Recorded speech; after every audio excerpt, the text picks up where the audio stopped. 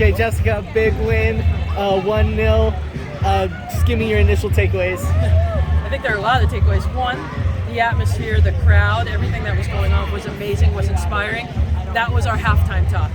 So at the first half, I thought we struggled a little bit. We got caught up, I think, in the pressure of like having that big crowd and performing in front. A majority of our players have not seen that. There's only a small handful that has played in front of a crowd this size.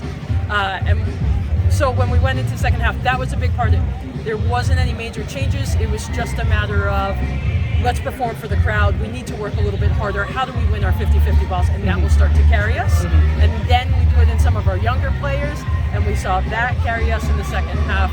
And so I thought the second half was exactly what we wanted in the first half. But we'll take it. That's where the goal came from. Exactly. Yeah, I thought the first half kind of struggling to break them down, but then the second half came, and then it kept coming, you know, kept getting down into the attacking area. Kind of give me your thoughts on how things progressed. Yeah, I think one thing we've been working on is controlling the tempo of the game. Going from last week to this week, we went so fast from the gates. Yeah. We need to understand this isn't college anymore and it's not club, so our subbing rules are different. Yeah. Right? So we don't know how to manage limited subs and not being able to re-enter. So that was a big part of like, how do we control the tempo? Well, the tempo that we were playing was slow in the first half. I think that's why we weren't able to break them down.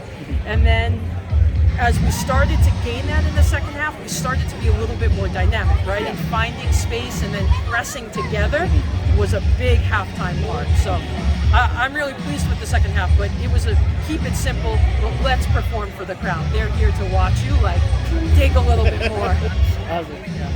Is there a challenge in facing these new teams that have just been formed and the league is new? And talk about how you prepare for a match like this. Yeah, we just prepare ourselves, right? Like, there's no film on these teams. Going last week, there was no film on Cargo. There was no film on Olympics. So we're just basing it off of what do we see, what do we know? Do we know a few of the players? Where are they coming from? And grabbing from that, but that we're not presenting that to the players. We believe that if we focus on us, we'll be okay. And then we're smart enough, based off of our experience, that we will be able to manage and problem solve as the game goes. And so that's a reliance on our over 23 group for sure. Yeah, like we were just mentioning there, Olympic Club, we don't know anything about them. Yeah. It was hard to find anything online. They don't post. Yeah, exactly. We knew they were a little bit older. They have a long time coach in the area, Hanley.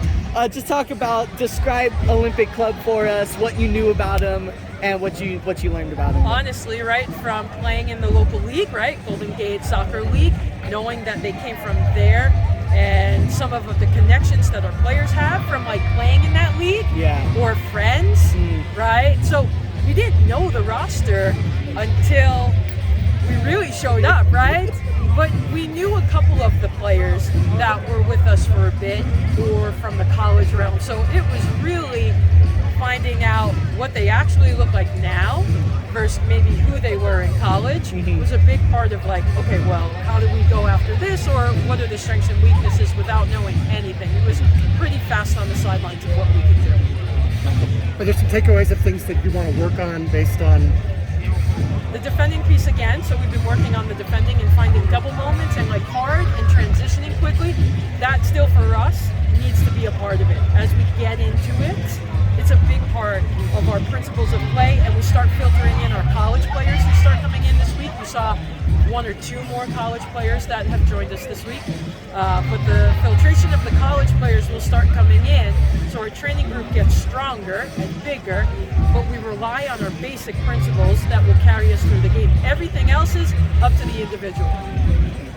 And Brinkman, she loves to have the ball. She loves to shoot. We're naming her our Roots Blog Player of the Match. Talk about Brinkman, who she is as a player. She is a very good player, but she's a forward. And I think you start to see that in her wanting to be on the ball from a central midfield perspective. I think she's an excellent central midfielder.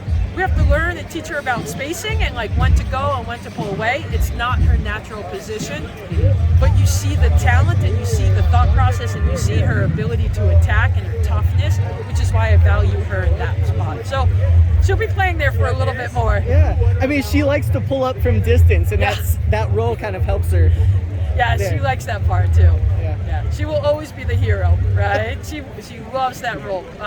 One of the teammates called her something energy. I want to say it's like big energy or something along those lines. We know it. Yes. You know what I'm talking about? Like, she's always in the front, but she deserves it too, right? She's earned it, and her style of play is also fun and entertaining. All right. Yeah. That's all I got. Cool. Thank you. All right, Jessica. Thank you. Cool.